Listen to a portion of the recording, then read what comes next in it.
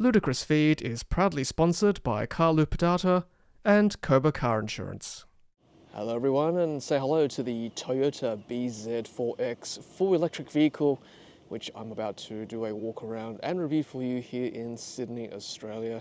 Yes, this is the first battery electric vehicle from Toyota, and it is the same platform that's also in the Subaru Solterra as well. Here in Australia there are two variants. There's the front wheel drive single motor variant and also the all-wheel drive dual motor variant. In New South Wales, the drive-away price for the front-wheel drive variant, which is what this car is about $75,000, whereas for the all-wheel drive variant, it is about $80,000. And I'm naturally going to compare it to its competitor, the Tesla Model Y. And in terms of pricing, the Toyota bZ4X will be about $5,000 more expensive for the equivalent variants of the Tesla Model Y. In terms of sizing too, it's very similar to the Model Y and also to the Toyota RAV4. It's slightly longer than the RAV4, but the RAV4 is higher, whereas the Tesla Model Y is slightly bigger in all dimensions compared to the Toyota bZ4X.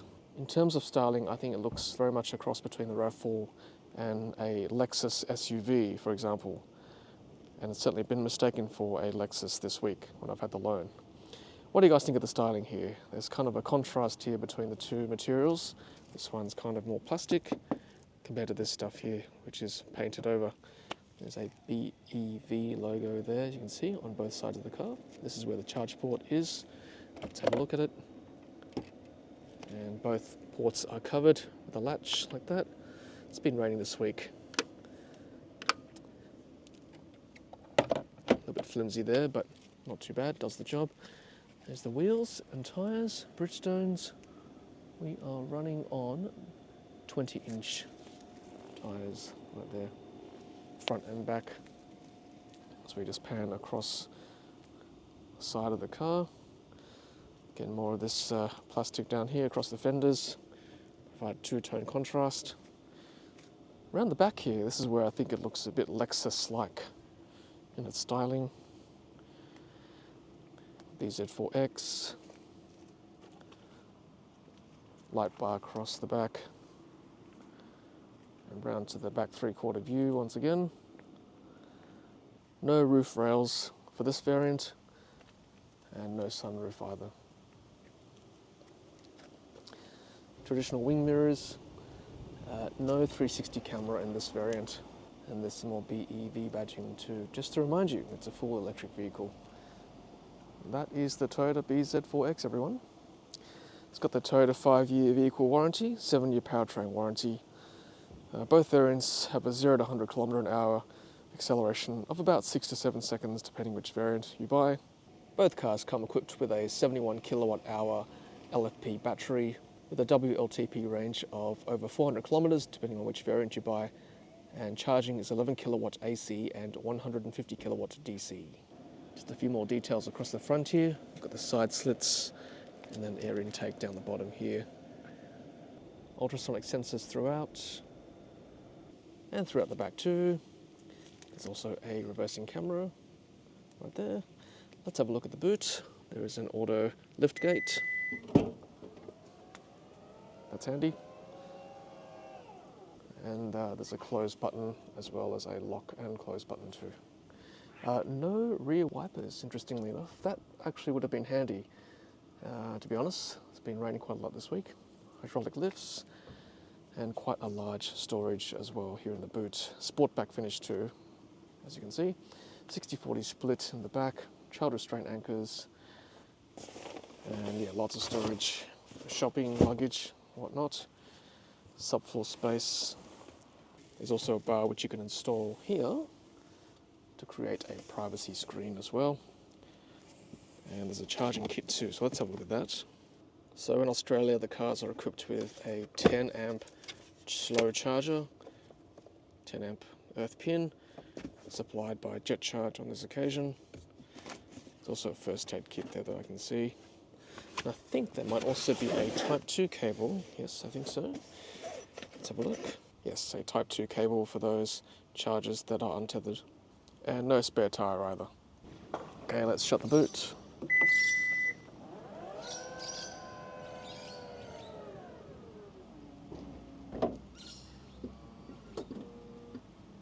Let's do the old door close test. Not too bad. Not solid, but certainly not flimsy. That one is actually. Do that again. Not happy with that one. This one's a bit better. Yeah. Let's have a look at the bonnet.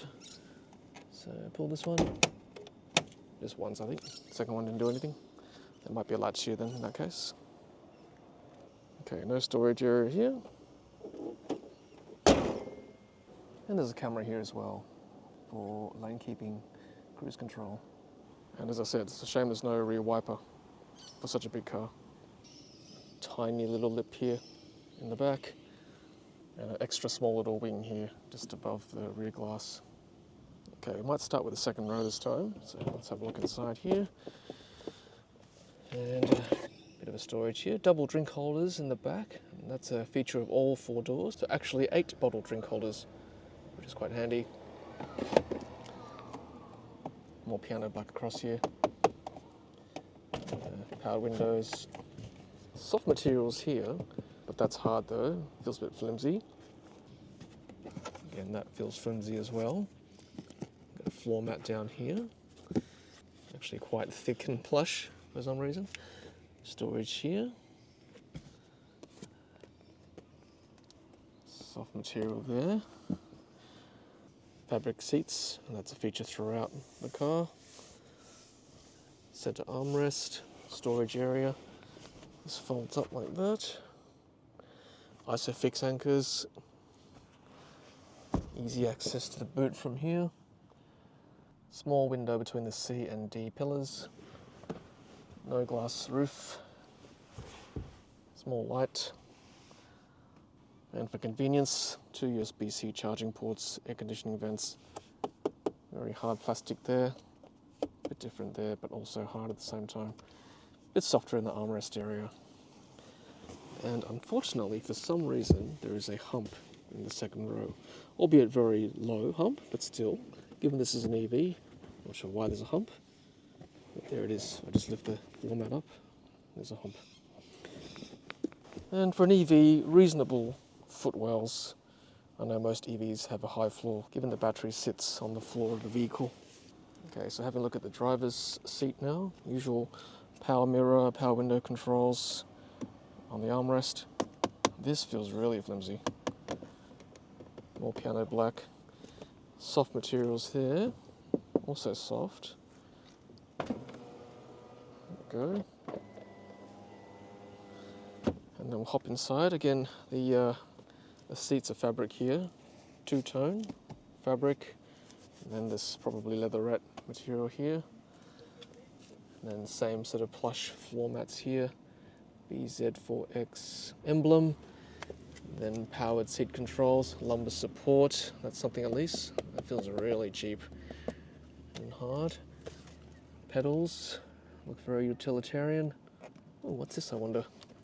Wow, that's really quite flimsy. Boot tailgate control, automatic headlights, which didn't work that well this week, I've got to say, to be honest with you. Fabric across the top here, which I'll talk about in a second. Air conditioning vents there and at the top. And then this, which is very curious. I'll just close the door.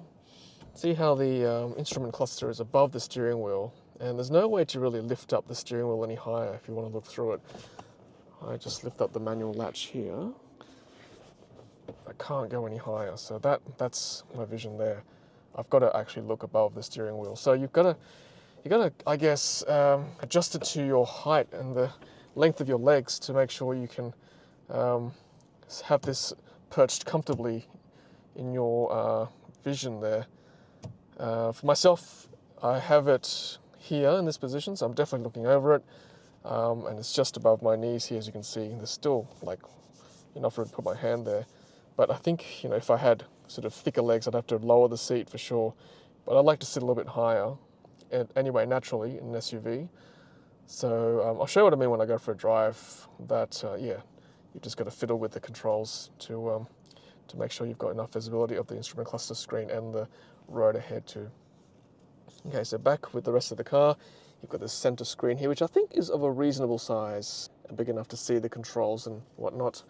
The air conditioning controls they're not real buttons, but they do make a sound for some feedback. So air conditioning controls here, split zone settings, automatic seat heating, demisters down here, and then volume controllers there. And you can turn the audio on and off like that too. More AC vents down here, and then the hazard light there, power of the car on and off there. Gear controls here, took me a while to get used to it, but push N for neutral, and then push and turn for reverse and drive. It feels really, I'm sorry, there's no better way to say it, but cheap. Maybe utility, given it's a Toyota. That's what I'm good at, right? Making efficient vehicles. And that's the reversing camera behind, which is pretty good visibility. Got a park brake there, but to be honest with you, I just press that button when I finish driving. Everything switches off. The park brake goes on automatically. Hill hold and regen levels, and unfortunately, every time you start the car again, you've got to put the hill hold back on if that's what you want. It doesn't keep your setting. Same with the regen level. So by default, it's kind of light regen. If you want a harsher regen, then you've got to push that every time. There's no one pedal driving, unfortunately. And down here you've got eco mode, and then snow mode, and then traction control off. These are kind of spare buttons for now. Okay, so let's move across to the passenger side. I think there's a glove box here, I don't know, this is quite embarrassing. I've not been able to find the lever to open it. Maybe there isn't a glove box, I'm not sure. Anyway, more air conditioning vents down here, and then panning across here. I'm just gonna make a comment about the fabric up here. Like, I don't know, it feels very cheap to me, I've got to say. Like, this stuff I know will age very quickly. It's going to stain, I don't know, stuff is going to get on it. I just don't like it, to be honest with you. It does sort of slope down as well, so I suppose you could keep stuff there if you wanted to. Look, I know Toyota's great at making efficient vehicles. It just doesn't feel premium, which I know Toyota is not generally known as a premium brand, but for a car that's starting at $74,000 driveway, you'd kind of expect slightly better materials than this, but it still feels very, very light, very loose. Like, look at this. I'm sorry, I had to point this out. I was hoping for a bit better, to be honest. Anyway, we'll keep going for now. Got controls down here for the trip computer, so if I push this, then it will change between A, B, and odometer. Then you can change the intensity of the binnacle screen as well. And it is right hand indicate, automatic lights, flick it back now, fog lights, and then on this side you've got wiper controls too, and they are rain sensing wipers, thankfully. Back to the steering wheel, like, feel this, like, honestly, it's coming off already. This feels very cheap, I've got to say. We've got menu controls here, I'll go through that very shortly on the binnacle screen. Phone controls, more directional buttons, volume, voice activated. That mode button is for different audio sources, seeking for audio, and then cruise control settings, which we'll go through when we go for a drive. And there is lane centering, lane keeping, which works reasonably well, and the ADAS is not too intrusive either. All right, so let's go through this very odd instrument cluster screen here in front of us. So let's go through the different settings. So 16.3 kilowatt hours per 100 kilometers for the lifetime of this vehicle. So far, over 2,100 kilometers of driving, which will give you, for a 71 kilowatt hour battery, 66 kilowatt hour usable. That's just over 400 kilometers of real world range, which is acceptable for an EV these days. Let's go through the different controls here. So adaptive cruise control, that is my audio source, which is, by the way, wireless Apple CarPlay and Android Auto, trip computer, and then the departure alert settings, and that's the efficiency there. Then you can choose to have that present or not present between the two. And the display here is fairly basic, as you'd expect for a Toyota. Time, temperature, odometer, current state of charge, and this is the power rating, whether it's using Regen Braking or using the battery. It's got posted speed sign monitoring, and then the cruise control settings there, which we'll go through in our drive. And that's the estimated projected range. Okay, so from here I'm just going to finish up the rest of the cabin before we go through the center infotainment screen. I like that there's a window here, increased visibility throughout. And then up here you've got, I think that's a microphone, and then we've got a mirror there and a light. This does pull out. Does it extend? Doesn't extend, that's okay. Same with the passenger side. Got the rear view mirror, hello there. And then we've got an SOS button right there. And then light controls too. And again, no panoramic glass roof. That's okay, some people prefer that, especially in Australia. And as we pan down here, we saw the gear controls earlier. Little extra storage down here. And a little USB plug there, which unfortunately doesn't allow you to leave the cable out, so can't close it when that's plugged in. And I think that's the data port too for wired Apple CarPlay, which is a shame. They could have just put a little dent there just to have the wire out. Never mind. So another comment about all the materials here. Look, this doesn't feel too bad, I guess, but it is piano black, so beware of that. It may scratch and swell. I really don't like this stuff. This feels really, really hard and really cheap, and this is going to age terribly. I know that. Cup holders, no sunglass holder, but you can put your sunnies there. And a bit more storage here too. I think you can lift this up too. Yes, you can. To deepen that, let's have a look. Here we go. All the manuals and things in here, which tells me that there probably isn't a glove box. Otherwise, they would have put it all here as they normally do. So that's all here instead. Okay, and then that goes down like this. And I think this armrest can slide over that just for a bit of privacy. And although that's soft, that feels quite cheap too. That is probably going to age, I think, over time. Then down below here, more hard plastic, and then a tiny bit of storage down here too. I quite like the cars with storage below the center console. It's good for me as a content creator, put my cameras and cables and things. Got a 12-volt plug there, and then 2 more USB-C ports there. And just back on the drink holders, so like I said, each door bin has got 2 drink bottle holders, which is great actually.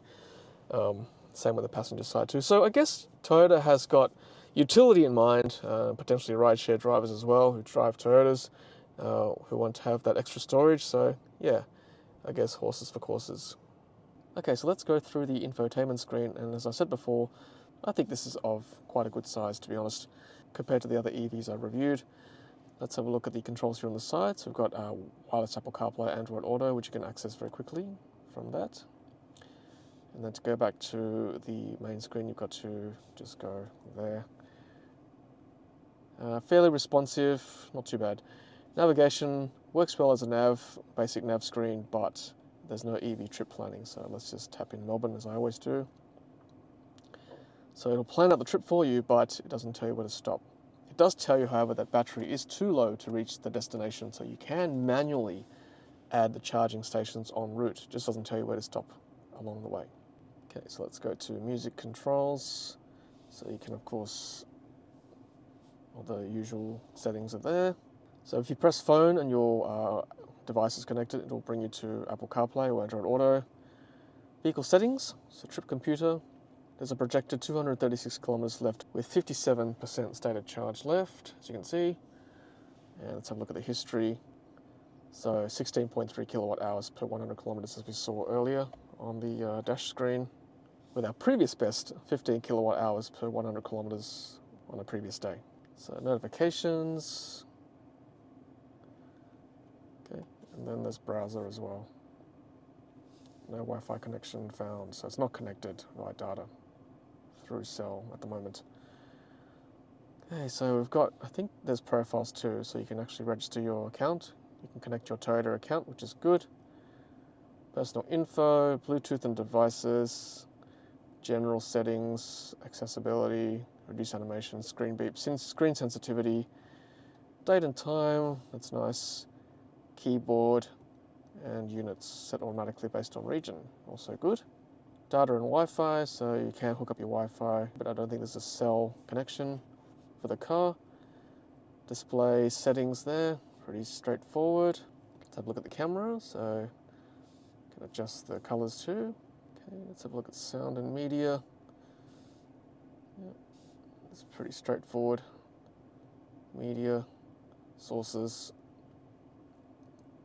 navigation, yep, map settings, route settings, guidance, speed camera alert, that's good, speed limit, map update, oh, okay, you can update like that.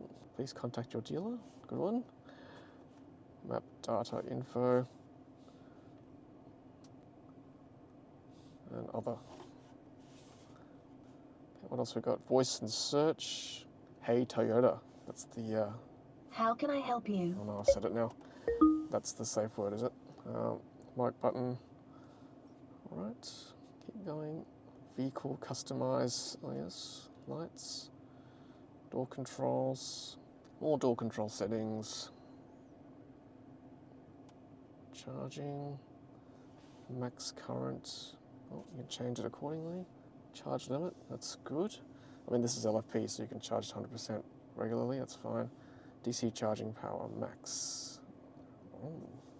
Interesting, I don't ever recall being able to limit DC charging power in another EV, so that's new. That's interesting.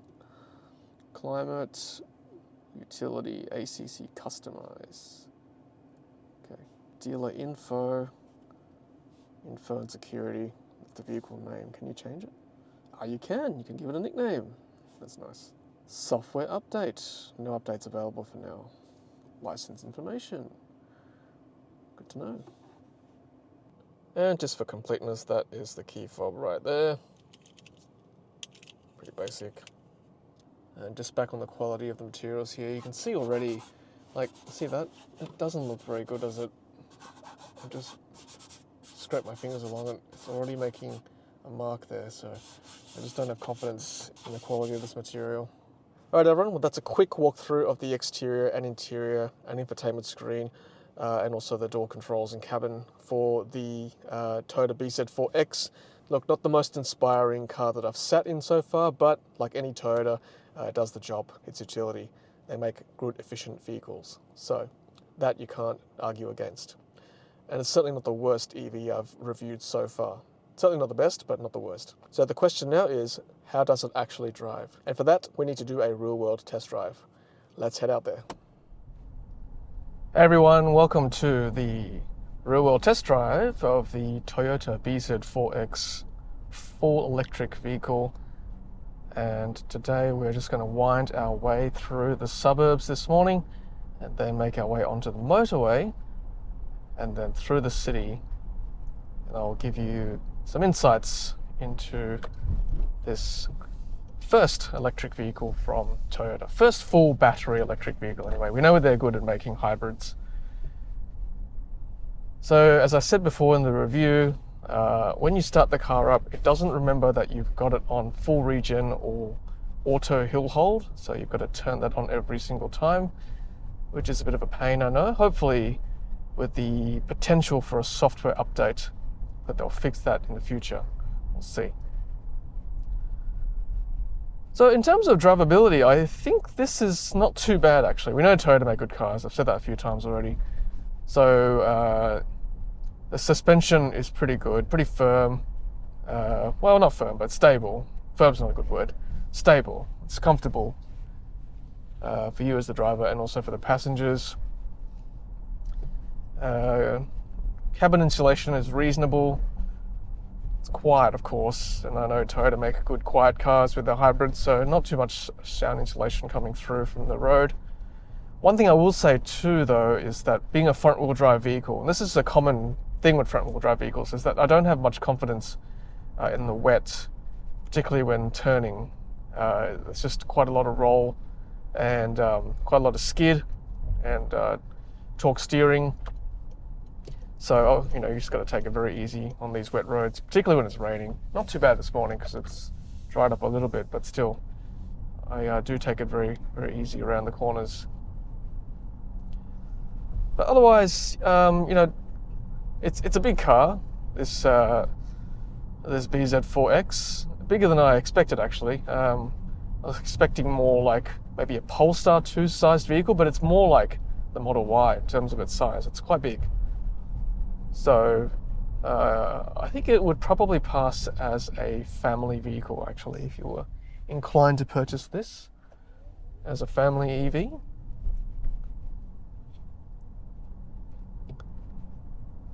It's not one pedal, but that's okay. You know, I don't think it's a deal breaker, honestly, personally anyway. You'd still get quite a bit of regen braking, so going downhill, even this I don't feel confident enough in the wet. But you do get quite a bit of regen braking, as you can probably see through through the cluster screen there when you're putting the foot on the friction brakes or on the brakes before the frictions kick in. Okay, let's see how it goes up this slope.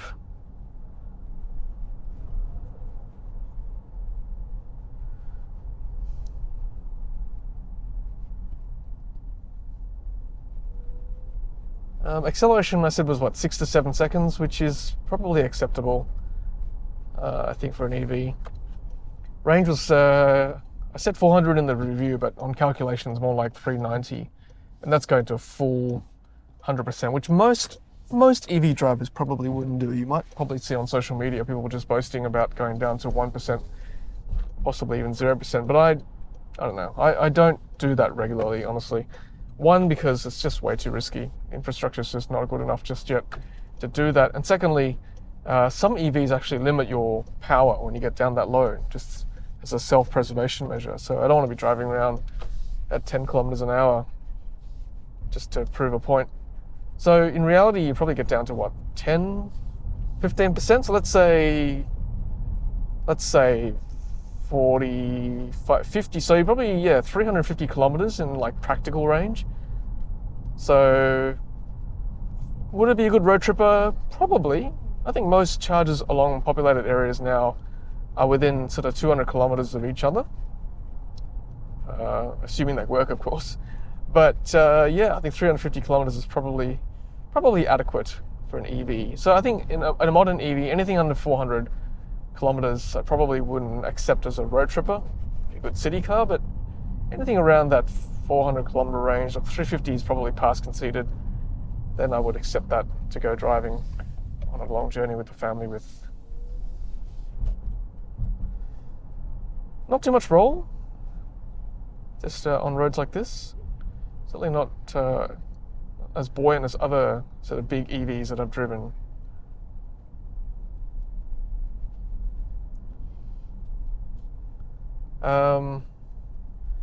And auto wipers, auto lights, the high beams don't work as well with auto high beams, but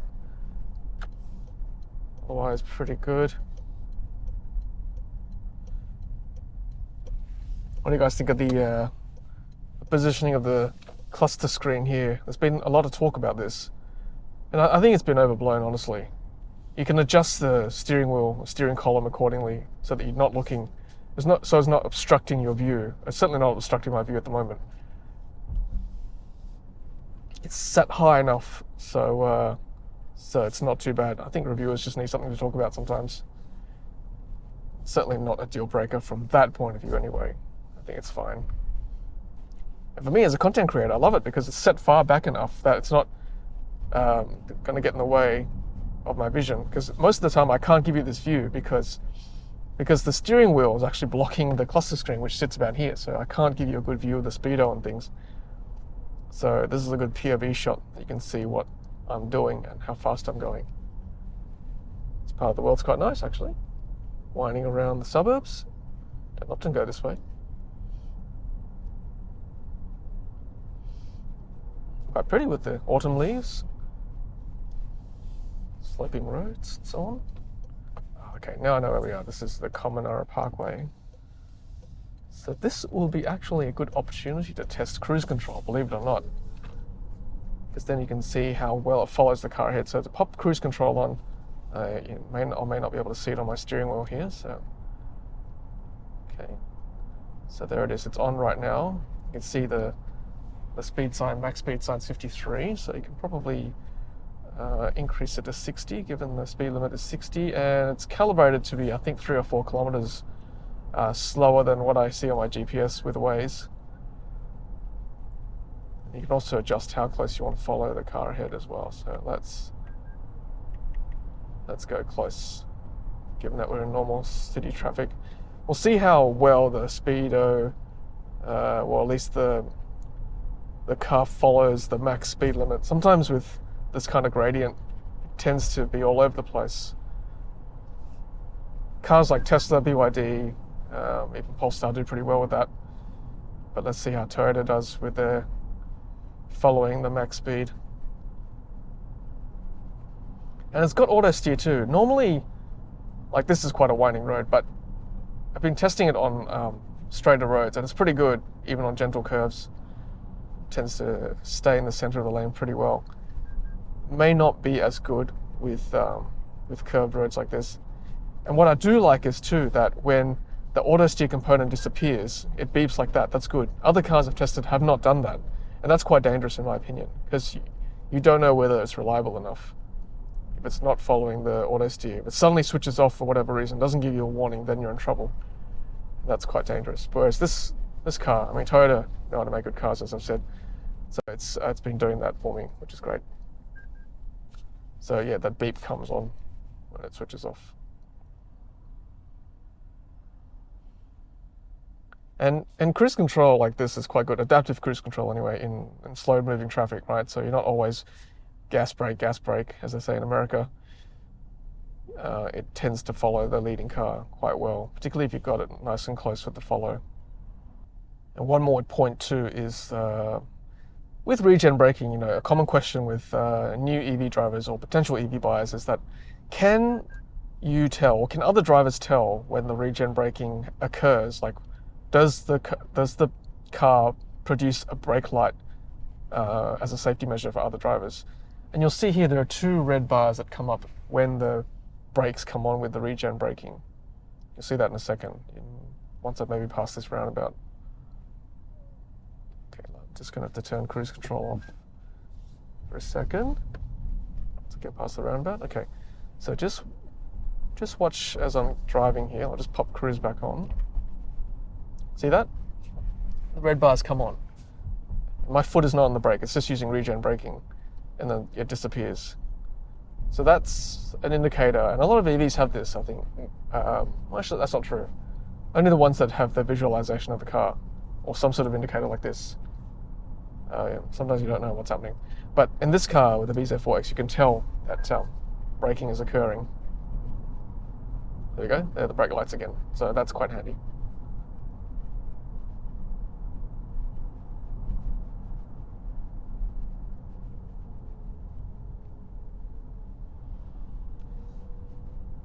It's not too bad with responsiveness. With the auto wipers, you can just see that there. They come on with the rain, right on cue. You see as I was going down that slope, sort of lost the leading car a little bit, so I was lagging a bit, and it took a little while to come back up again, so that could probably be done better. I suppose that's a safety measure, it's better to be slower than quick, hey? Okay, so now for a bit of motorway testing, you get to hear the road noise.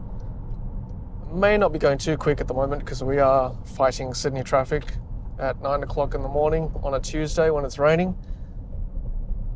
But I'll activate cruise control nonetheless for that sort of slow moving traffic benefit. Let's pop that on.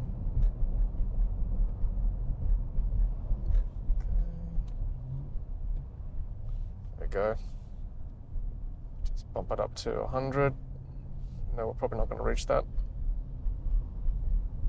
And you can increase it by 1 kilometer an hour or hold on to it by increase by 5. It's a nice feature.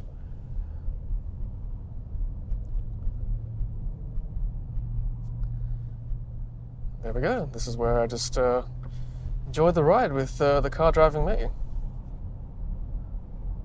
Look, I think there's a lot to like about the bZ4X. There's also a few things that I don't like. There's certainly limitations. So we'll talk about both in my summary. So what I like about this car, so it's a Toyota. It's a good, efficient vehicle. They make great cars for the price. And I'll get to that as well. There's an asterisk on that. The ride quality is reasonable. Not in the rain, possibly. With the torque steering.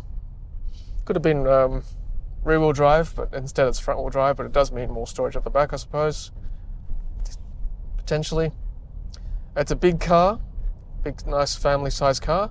Utility, lots of, as I said before, drink bottle storage. It's pretty roomy on the inside, comfortable drive. Nice big screen here in the middle, Apple CarPlay, Android Auto, buttons are useful, utility. Storage in the middle here, which is useful. Lots of USB ports everywhere. Apple CarPlay, Android Auto, as I said, wireless.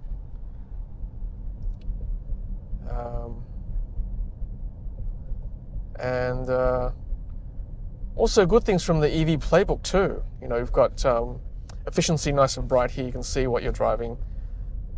Power meter, recharge, regen braking.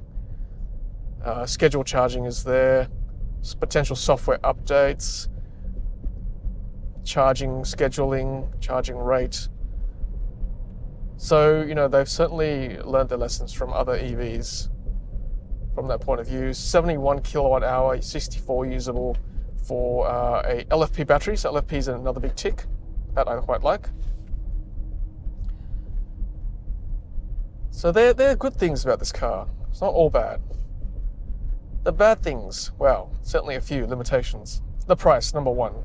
I mean, look, if this car, if you didn't tell me the price, if you told me this is a Toyota, you sat me in this vehicle, drove me around for the day, or I drove for the day, I would have gone, okay, this is actually not too bad for a Toyota, right? This is like passable.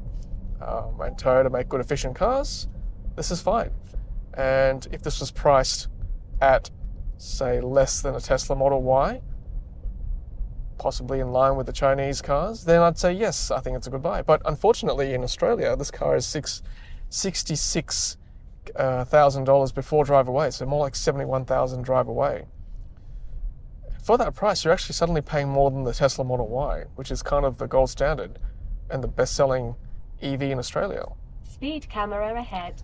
So that's concerning. Like, for that price, I don't think that's very good value, and this is the problem here. And we know Toyota can't drop the price too much because then it's suddenly going to compete with the Toyota RAV4, which is one of the best-selling cars in their line. They do hybrids well. So I think Toyota's stuck with this car. I don't think they're going to sell too many vehicles for that reason, for the price. So that's a huge factor. The price is a huge stumbling block, in my opinion. Secondly, for that price, then you have to judge the materials and everything else about the car itself, whereas you could have forgiven it if it was $30,000 cheaper. So looking at the exterior of the vehicle, like you look at the styling itself, you sort of squint your eyes a little bit. You think, okay, it's not too bad. As I said, it's sort of a cross between a hybrid RAV4 and a Lexus SUV. And then you think, okay, it's not too bad. But then you look a bit closer. A lot of plastic everywhere. And you wonder why. Why is there so much plastic? You know, around the front, around the sides, as I showed you, like, suddenly it's not so good. And then the interior, again, like, if it was a $40,000 vehicle, I could forgive all this fabric here, this plastic here and whatnot. It's fine for a Toyota, but then I'm paying $70,000. I expect slightly more premium than that. Like, I'm expecting a bit closer to the Lexus kind of finish that we're used to. So it's all relative, right? A lot of things you can forgive with the price, but you cannot if it's that expensive. Okay, let's put on cruise again. Just bump it up to 80, which is what the Lane Cove Tunnel is.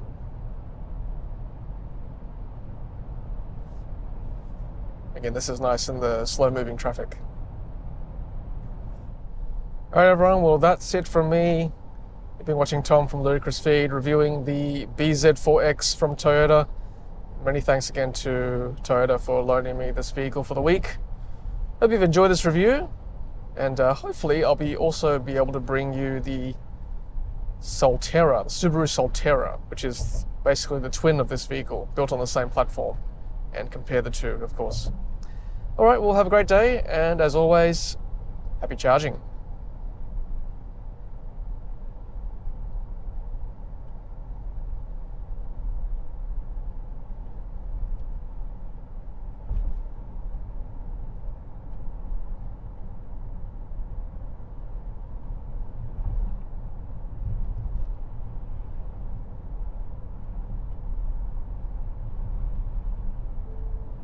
Attention.